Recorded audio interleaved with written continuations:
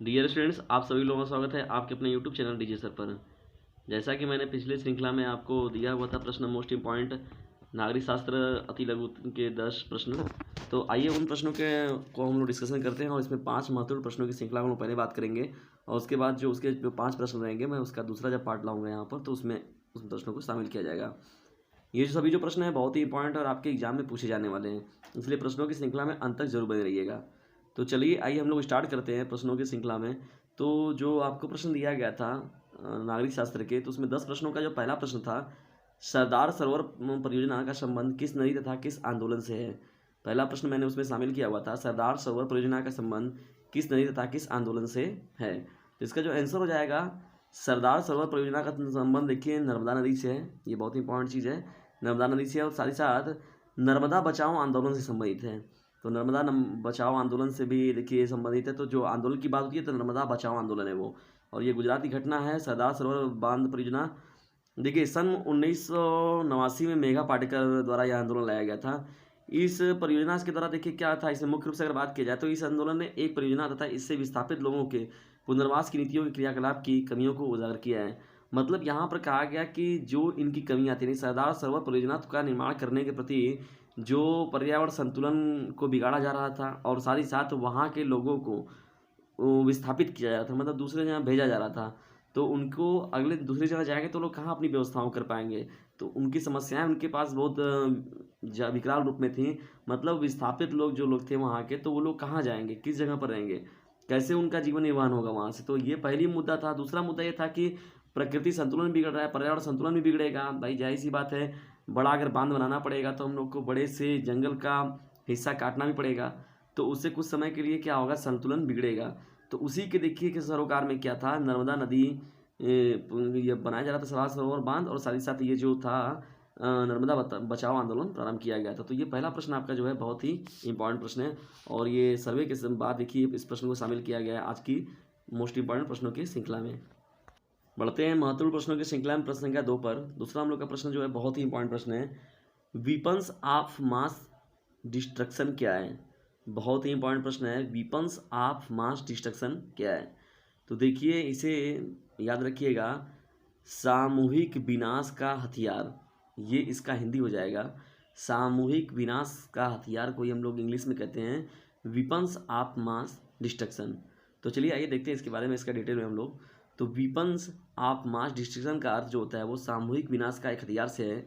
और साथ ही साथ अगर इसमें बात की जाए तो इसमें मुख्यतः जो है एक परमाणु, रेडियोलॉजिकल, रासायनिक, जैविक या कोई अन्य हथियार है जो कई मनुष्यों को मार सकता है और महत्वपूर्ण नुकसान पहुंचा सकता है, या मानव निर्मित संरचनाओं, प्राकृतिक संरचनाओं या जीवमंडल को बहुत नुकसान पहुंचा सकता है।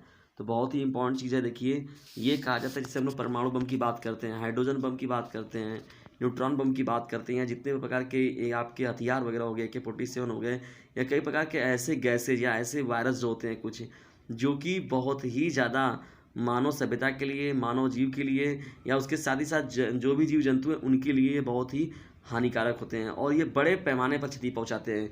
और इसका अगर परमाणु बम के बारे में अगर बात किया जाए तो हिरोशिमा और नागासाकी पर आप इसका उदाहरण देख सकते हैं। जो जापान का शहर दो था हिरोशिमा और नागासाकी, इसमें कि 9 अगस्त और 6 अगस्त को गिराया गया था वहाँ पर परमाणु बम। तो देखे हैं कि आज भी वहाँ परिस्थिति अभी भी सही नहीं है। तो ये मतलब कहा जाए बड़े पैमाने पर ये लोगों को नुकसान पहुँचाता है, अपार धन जन की हानि होती है। और साथ ही साथ जो मानव निर्मित वस्तुएं हैं, जो मानव निर्मित है, घर मकान वगैरह जितने बड़े बड़े इमारतें रहेंगी वो भी ध्वस्त हो जाती हैं। और साथ ही साथ प्राकृतिक संसाधन में तो संतुलन बिगड़ता ही है और जीवमंडल को भी बहुत बड़ा नुकसान पहुंचता है। और जानते हैं जीवमंडल में नुकसान जब पैदा होगा तो जाहिर सी बात तरह तरह की बीमारियाँ उत्पन्न होंगी, सही तरीके से कोई चीज़ें नहीं मिल पाती हैं, ऑक्सीजन की कमी होने लगेगी, कार्बन डाइऑक्साइड बढ़ेगा, और मतलब जो हानिकारक गैसें होंगी उनका संतुलन वायुमंडल में बढ़ने लगेगा। तो वीपन्स ऑफ मास डिस्ट्रक्शन जो होता है बहुत ही इंपॉर्टेंट हेडिंग है आपके आने वाले बोर्ड एग्जामिनेशन के लिए। तो इस प्रश्न को आप ज़रूर देख कर जाएं एग्जाम में।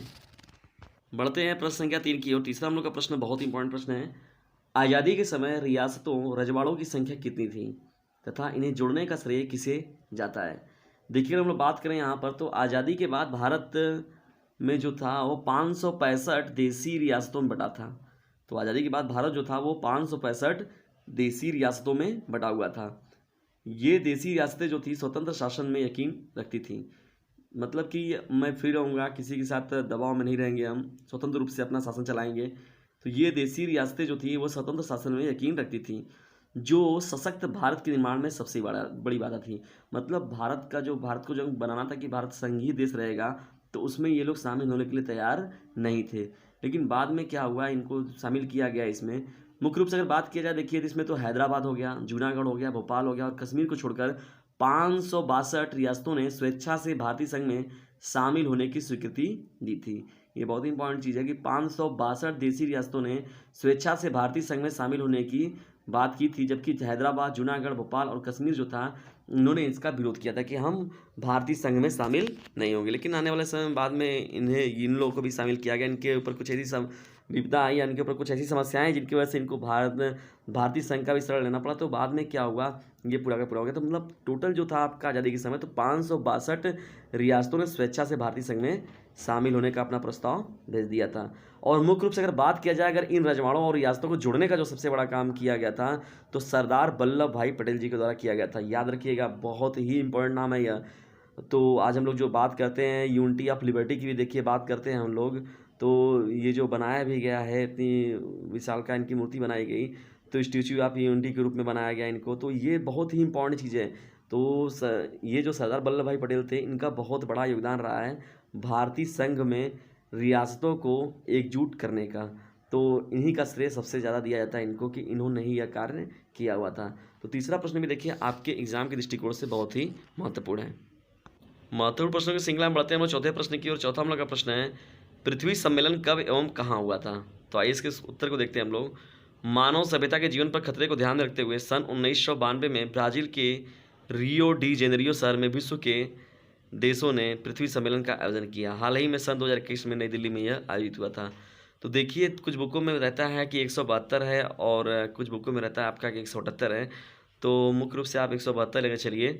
तो देखिए यहाँ पर क्या है, 172 देशों ने लगभग इसमें क्या किया था, पृथ्वी सम्मेलन के आयोजन में भाग लिया था, जो कि ब्राज़ील के शहर रियो डी जेनेरियो में यह शामिल किया गया था। देखिए, इसमें मुख्य रूप से जो बात किया गया था, ग्लोबल वार्मिंग की भी बात हो गई और साथ ही साथ ग्रीन हाउस इफेक्ट की बात हो गई, जो तापमान में इतनी वृद्धि होती जा रही है नियमित रूप से, और जलवायु परिवर्तन के बारे में बात किया गया इसमें। तो इन प्रमुख मुद्दों को लेकर, जो कि ये आने वाले आगे की पीढ़ियों के लिए बहुत ही ये विकराल रूप लेकर आएंगी और जिससे कि बहुत ही ज़्यादा क्षति पहुंचेगा मानव सभ्यता के साथ ही साथ जो पूरा जीव जंतु सभ्यता है, वो उन सभी को यह नुकसानदायक होगी सभी के लिए। तो उनके लिए हम कैसे उपाय बनाएं? अपनी सुविधाओं के साथ ही साथ हमें उन लोगों की भी केयरिंग करना है, यानी हमें प्रकृति का भी संतुलन बनाए रखना है। तो इसके बारे में इन्हीं की सभी चीज़ों के लिए एक बनाया गया सम्मेलन, जिसका नाम रखा गया पृथ्वी सम्मेलन। तो इसका आयोजन जो किया गया सन 1992 में किया गया और ब्राज़ील शहर में पहली बार किया गया था। वहाँ का जो शहर रियो डी जेनेरियो, वहाँ पर यह किया गया था और इसमें 172 देशों ने भाग लिया था। कुछ बुकों में आपको 178 भी दिखेगा, 172 आप लेकर चलिए।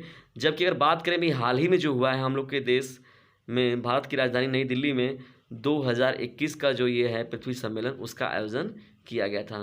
तो चौथा जो प्रश्न है आपका, ये भी बहुत ही इंपॉर्टेंट प्रश्नों में एक है।